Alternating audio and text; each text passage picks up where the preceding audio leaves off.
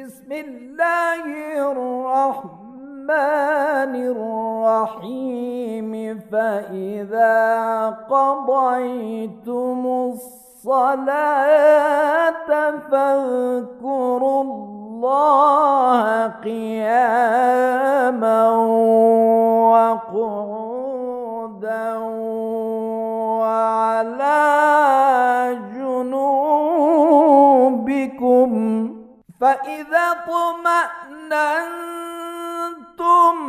फ़अक़ीमुस्सलात इन्नस्सलात कानत अलल मुअ्मिनीना किताबन मौक़ूता। औज़ु बिल्लाहि मिनश्शैतानिर्रजीम। बिस्मिल्लाहिर्रहमानिर्रहीम। अल्हम्दुलिल्लाहि रब्बिल आलमीन वस्सलातु वस्सलाम अला अशरफिल अंबिया वल मुरसलीन व आलिहि तय्यबीन अत्ताहिरीन, अम्मा बाद। प्यारे दोस्तों, भाइयों और दर्शकों, आप सभी को मेरा सलाम। जैसा कि आप लोग जानते हैं कि हम अपने इस प्रोग्राम में अहकाम के बारे में बातचीत कर रहे हैं। हमने अपने पिछले कुछ प्रोग्राम से नमाज और उनसे संबंधित अहकाम के बारे में बातचीत को आरंभ किया था।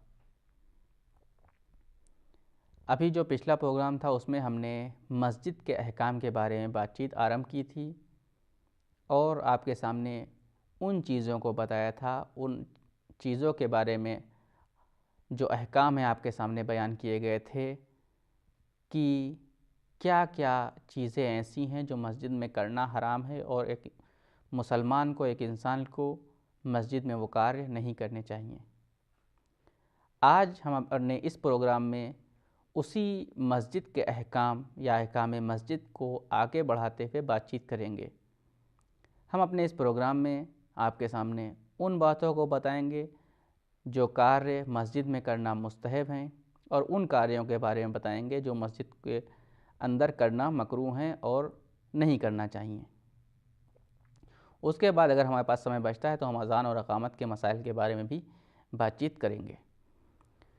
तो जो चीज़ें एक मुसलमान को करना चाहिए मस्जिद में और जो मुस्तहब हैं, उसमें सबसे पहली चीज़ जो है वो है कि एक मुसलमान को ये प्रयत्न करना चाहिए, कोशिश करना चाहिए कि सबसे पहले मस्जिद के अंदर जाए।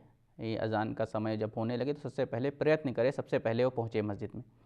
और उसकी कोशिश ये होना चाहिए कि जब सारे नमाजी, सारे मुसलमान मस्जिद से निकल जाएं तो उसके बाद निकले, यानी प्रवेश में सबसे पहले और जब बाहर निकल रहा है तो सबसे बाद में। और ये भी मुस्तहब है कि मस्जिद में वो चिराग रोशन करे, रोशनाई करे, यानी अगर आज के ज़माने में बल्ब और ट्यूबलाइट्स वगैरह लगी हैं तो उनको रोशन करे, वरना पहले ज़माने में जैसे या आज के हमारे गांव में जहां लाइट नहीं पहुंची है अभी, वहां चिराग रोशन करना, लालटेन जलाना, ये कार्य करना मुस्तहब है।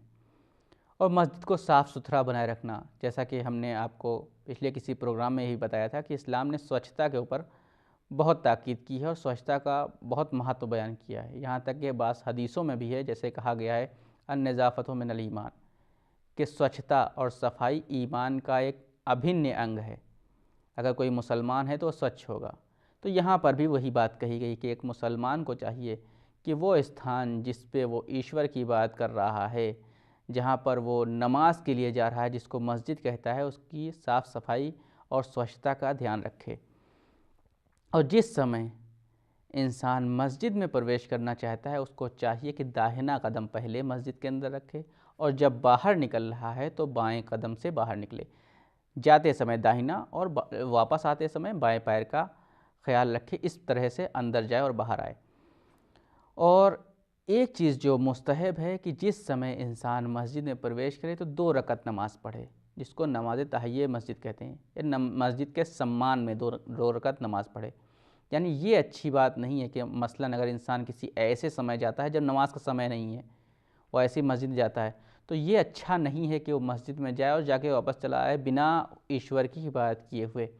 ऐसे समय पे कहा जाता है कि मुस्तहब है कि इंसान जब मस्जिद में जाए तो कम से कम 2 रकअत नमाज तहिय्या मस्जिद पढ़े, जिसको हम अगर अपने हिंदी में अनुवाद करें तो मस्जिद के सम्मान में 2 रकअत नमाज पढ़े। और जैसा कि हमने वही स्वच्छता के बारे में कहा है कि जिस समय इंसान मस्जिद में जा रहा है, मस्जिद में प्रवेश करता है, उसके लिए मुस्तहब ये है कि जब वो प्रवेश कर रहा है तो अपना बेहतरीन लिबास पहने, प्रेस किया हुआ लिबास पहने, खुशबू लगाए, इस प्रकार के कार्य करें।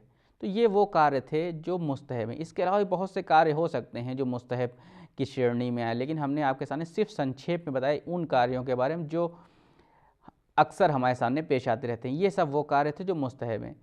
लेकिन कुछ कार्य ऐसे हैं जो मस्जिद में इंसान को कोशिश करना चाहिए नहीं करे, वो उन कार्यों को मकरूह कहा जाता है।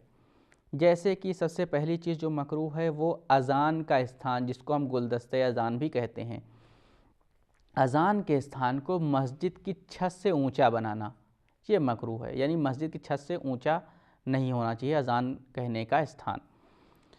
और दूसरी चीज़ मस्जिद को रास्ता बनाना, यानी अगर मान लीजिए एक रास्ता, एक इधर दरवाज़ा है, एक तरफ दूसरा दरवाज़ा उस तरफ है, तो इंसान एक तरफ से दरवाजे से जाए दूसरी तरफ निकल जाए बिना नमाज़ पढ़े हुए, तो मस्जिद को रास्ता बनाना भी मकरूह है। इंसान को ऐसा नहीं करना चाहिए एक तरफ से जाए दूसरी तरफ से निकल जाए और नमाज भी ना पढ़े।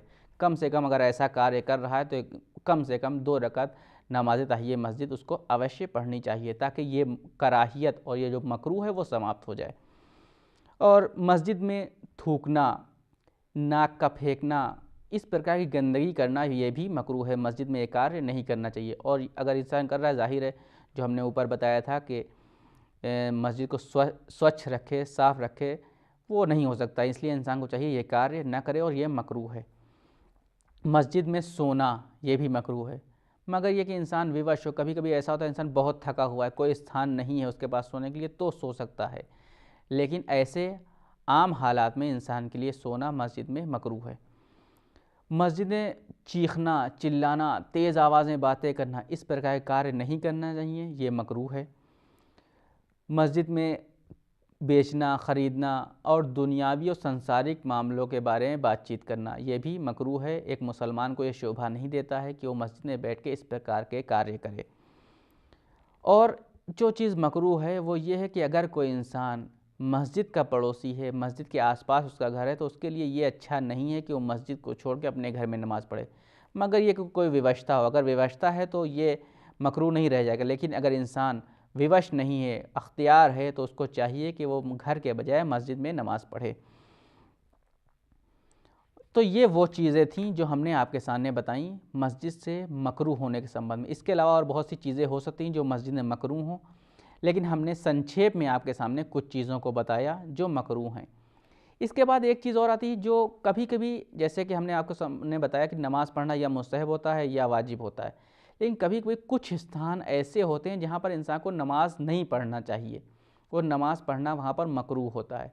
उनमें हम 2-4 बातें आपके सामने बयान करेंगे। उसके बाद हम अज़ान और अक़ामत के मसाइल के बारे में बातचीत करेंगे और दूसरे मसाइल के बारे में हम आपके सामने कुछ बातें पेश करेंगे। तो जो चीज़ें, जो स्थान मकरूह है कि जहाँ पर नमाज़ पढ़े, सबसे पहला स्थान हम्माम में इंसान को नमाज़ नहीं पढ़ना चाहिए, या वो स्थान जहाँ पर नमक है, यानी नमकज़ार जगह, इस प्रकार की जगहों पर इंसान को नमाज नहीं पढ़ना चाहिए, मकरूह है। सड़कों पर, गलियों में, कूचों में, इस प्रकार के स्थान, इस प्रकार की जगहों पर इंसान को नमाज नहीं पढ़ना चाहिए अगर ये लोगों के लिए कष्ट का सबब नहीं बन रहा हो। ध्यान देने वाली बात है, ऐसे स्थानों पर नमाज नहीं पढ़ना चाहिए, मकरूह है अगर ये लोगों के कष्ट का कारण ना बन रहा हो। यानी अगर कष्ट का कारण नहीं बन रहा है तब तो मकरूह है, लेकिन अगर कष्ट का कारण बन रहा है तो ये हराम है। हमारे फ़ुक़हा ये कहते हैं कि अगर सड़कों पर नमाज़ पढ़ने से लोगों की आने जाने में मुश्किल पेश आ रही है, उनको कष्ट हो रहा है, तो नमाज़ पढ़ना हराम है। लेकिन अगर नमाज़ पढ़ रहा है एक व्यक्ति, एक मुसलमान, तो उसकी नमाज़ बहरहाल बातिल नहीं है, नमाज़ सही होगी। हराम कार्य करने के कारण उसने पाप बहरहाल किया है। इसी प्रकार नमाज़ पढ़ना ऐसे स्थानों पर जहाँ पर आग जल रही हो, जैसे किचन में, बावर्ची खाने में, इस ऐसी जगहों पर, या तंदूर के सामने, ऐसी जगहों पर नमाज़ पढ़ना मकरूह है। दो कब्रों के बीच में नमाज़ पढ़ना मकरूह है, ख़ुद कब्रिस्तान में नमाज़ पढ़ना मकरूह है। ये वो सब चीज़ें हैं जहाँ, ये वो स्थान है जहाँ पर नमाज़ पढ़ना मकरूह है और एक मुसलमान को कोशिश करना चाहिए कि ऐसे स्थानों पर नमाज ना पढ़े। तो ये वो अहकाम थे जो मस्जिद से संबंधित थे। हमने इस अपने प्रोग्राम में 2-3 बातें आपके सामने पेश की कि मस्जिद से संबंधित कौन सी ऐसी चीज़ें हैं जहाँ पर जो मुस्तहब हैं, मस्जिद से संबंधित कौन से ऐसे कार्य हैं जो मकरूह हैं और कहाँ पर नमाज़ पढ़ना मकरूह है और इंसान को नमाज नहीं पढ़ना चाहिए। इसके बाद हम आपके सामने अज़ान और अक़ामत से संबंधित कुछ मसाइल को आपके सामने पेश करेंगे।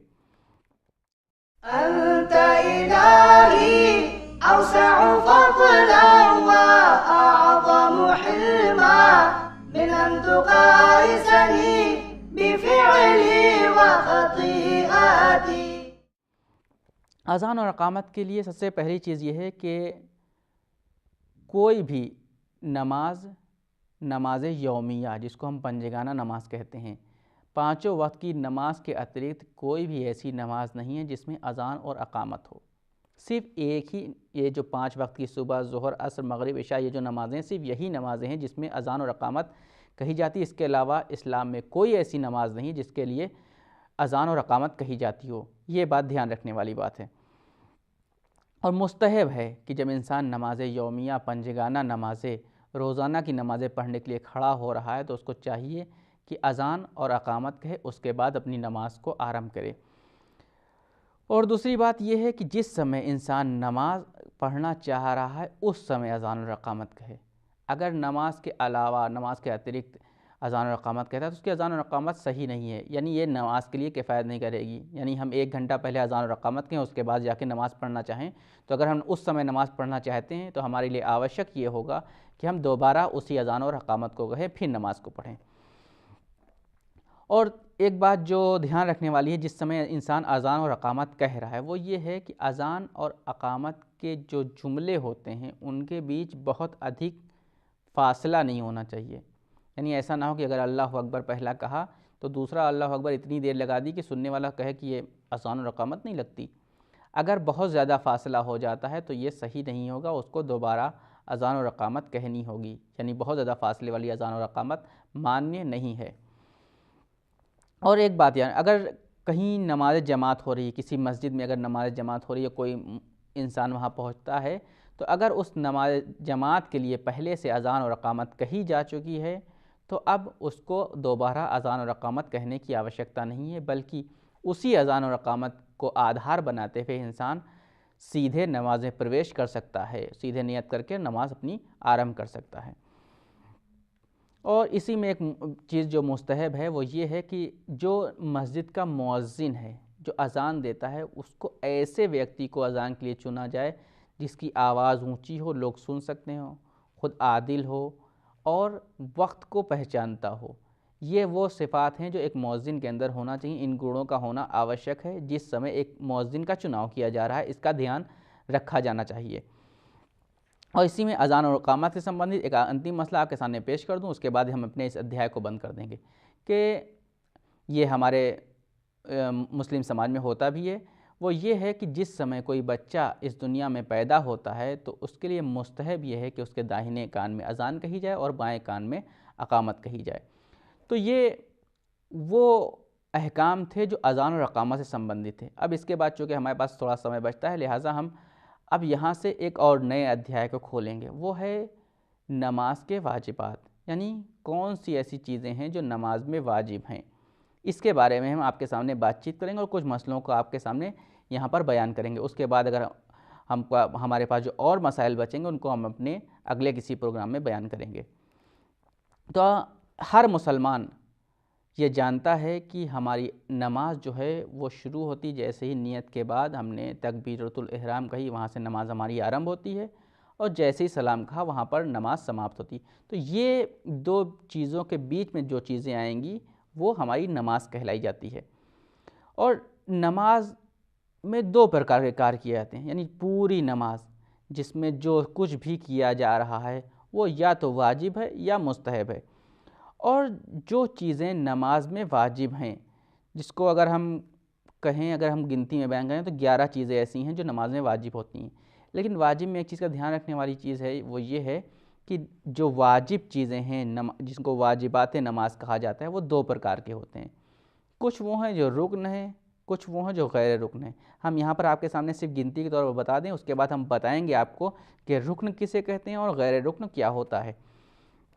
तो वो चीज़ें जो रुक्न हैं उसमें सबसे पहली चीज़ है नियत, उसके बाद तकबीरतुल इहराम, उसके बाद क़याम, उसके बाद रुकू, उसके बाद सजदे। तो ये वो चीज़ें हैं नमाज में जो रुक्न हैं, यानी जिसको कहा जाए नमाज की असल हैं ये चीज़ें जो हमने आपके सामने बयान की। उसके बाद गैर रुक्न, गैर रुक्न में क़रात आती है, ज़िक्र आता है, तशहुद आता है, सलाम आता है, तरतीब और मवालात आते हैं। ये वो चीज़ें हैं जो गैर रुक्न हैं। अब हम आपके सामने बता दें कि रुक्न किसे कहते हैं और गैर रुक्न क्या होता है। रुक्न अगर उसको हम अपने आम भाषा में बयान करना चाहें तो रुक्न नमाज की वो चीज़ें हैं जिनके ऊपर एक नमाज का आधार है, यानी नमाज की बेस हैं, असल चीज़ें हैं नमाज की। और ये वो चीज़ें होती हैं कि अगर इनको इंसान नमाज में छोड़ दे तो उसकी नमाज बातिल है, चाहे वो भूले से छोड़े और चाहे जानबूझ के छोड़े। तो ये वो चीज़ें हैं जो रुक्न हैं। जैसे अगर इंसान नमाज में रुकू को भूल गया या जानबूझ के रुकू को छोड़ दे, चूँकि ये रुक्न है लिहाजा उसकी नमाज बातिल है, चाहे भूले से छोड़ा हो चाहे जानबूझ के छोड़ा हो। उसके अलावा जो कार्य हैं, यानी जो 5 चीज़ें हमने आपको बताई वो रुक्न, उसके अलावा जो चीज़ें हैं वो गैर रुक्न हैं। गैर रुक्न वो चीज़ें होती हैं जिनको अगर इंसान भूले से अंजाम दे दे तो उसकी नमाज बातिल नहीं होती। हाँ, अगर जानबूझ के अंजाम दिया जा रहा है तो वो चीज़ उसकी नमाज उसकी बातिल हो जाएगी, लेकिन भूले से अंजाम देने पर बातिल नहीं होगी। तो ये वो अहकाम थे जो रुक्न से संबंधित थे, यानी वाजिबात अहकाम से संबंधित, जो हमने आपके सामने बयान किए। अगर इस प्रोग्राम का हम सारांश बयान करना चाहें तो हमने आज के प्रोग्राम में कुछ बातें आपके सामने बयान की। सबसे पहली चीज़, मस्जिद में क्या चीज़ें मुस्तहब हैं, उसके बाद मस्जिद में क्या चीज़ें मकरूह हैं और कौन से स्थानों पर नमाज़ पढ़ना मकरूह है। उसके बाद हमने आपके सामने अज़ान और इक़ामत के मसाइल बयान किए और उसके बाद अंत में हमने जो अध्याय खोला वो वाजिबात नमाज के बारे में था। इसमें हमने आपके सामने कुछ मसाइल को बयान किया। आगे भी ये हमारा बाब चलता रहेगा, हम इसी के बारे में बातचीत करते रहेंगे, लेकिन अपने इस प्रोग्राम को हम यहीं पर समाप्त करते हैं। अस्सलामु अलैकुम वरहमतुल्लाहि वबरकातुहू। أسألك يا رب قلبا سليما ولسانا صادقا وأستغفرك لما تعلم وأسألك خير ما تعلم وأعوذ بك من شر ما تعلم فإنك تعلم ولا نعلم وأنت علام الغيوب برحمتك يا أرحم الراحمين.